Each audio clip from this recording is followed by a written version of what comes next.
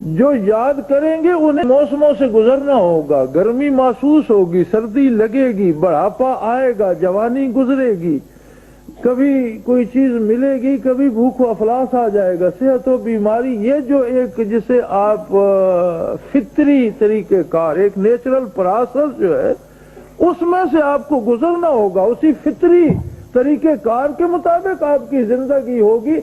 تو یاد کر کے یہ نہ سوچو کہ اب جو تم چاہتے ہو اس طرح سے نظام کائنات تبدیل ہونا شروع ہو جائے۔ میں حضرت رحمۃ اللہ علیہ کی خدمت میں تھا تو ایک ساتھی کا خط آیا، اس میں یہ بڑی شکایت تھی کہ حضرت میرے مراقبات بڑے اچھے ہیں، منازل میری ٹھیک ہے، انوارات مجھے منازل کی تفصیلات تک نظر آتی ہیں، بارگاہ نبوی میں حاضری نصیب ہوتی ہے، بالائے عرش جاتا ہوں، لیکن میں جو دعا کرتا ہوں وہ قبول نہیں ہوتی۔ یہ فلسفہ میری سمجھ میں نہیں آتا کہ جو میں مانگتا ہوں وہ کیوں نہیں ملتا۔ تو حضرت رحمۃ اللہ علیہ کو بات وہ خط بڑا ناگوار سا گزرا تو انہوں نے پڑھ کے مجھے پکڑا دیا کہ اسے آپ جواب تم لکھ دو۔ تو میں نے اسے جواب میں صرف چند جملے لکھے تھے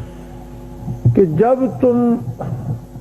پیدا بھی ہوئے تھے اور تم پڑھے لکھے باشعور انسان نہیں بنے تھے، چھوٹے تھے، بچے تھے، لڑکے تھے، اپنی ضروریات بھی نہیں سمجھتے تھے،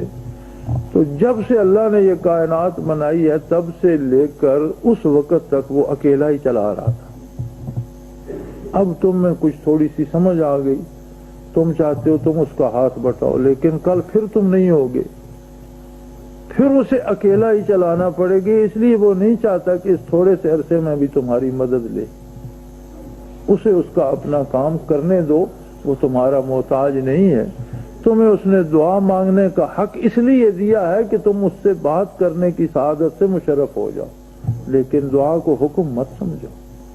کہ تم نے کہہ دیا اور اب اللہ کو ایسا ہی کرنا چاہیے۔ تو یہ تو اس کا مطلب تو یہ ہے کہ پہلے ہم اس کی عبادت کریں اور پھر وہ ہماری کرے، یعنی پہلے ہم اس کی بات مانیں پھر وہ ہماری بات مانے۔ یہ تو برابری کا سودا مت سوچو، بندے ہی رہو۔ عبادت کرنے کا حاصل یہ ہوتا ہے کہ رضا الہی نصیب ہوتی ہے، نظام کائنات اپنی روش پہ چلتا رہتا ہے۔ ہاں ایک بہت بڑی تبدیلی آتی ہے، اور وہ تبدیلی یہ ہوتی ہے کہ جس کا رشتہ استوار ہو جاتا ہے محبت کا اللہ کے ساتھ، اس پر مصیبت بھی آئے تو اسے تڑپاتی اور بے قرار نہیں کرتی، سزا نہیں بنتی، تحفہ بن جاتی، کیونکہ وہ سمجھ رہا ہوتا ہے کہ میرا رب میرے ساتھ اتنا کریم ہے کہ میں اپنی بہتری خود بھی اتنی نہیں سوچتا، یا یہ میری کسی کوتاہی کا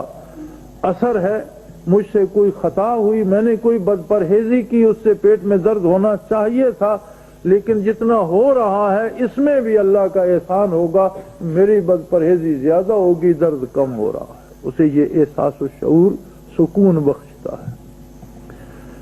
اور اگر اللہ سے دوری ہو تو پھر بندہ تڑپ تڑپ جاتا ہے کہ میرے ساتھ ایسا کیوں ہوا، وہ مصیبت یا وہ بیماری اس کے لیے ایذا کا سبب بن جاتی ہے، اور اللہ کے بندے کے لیے مزید انعامات کا سبب بن جاتی ہے۔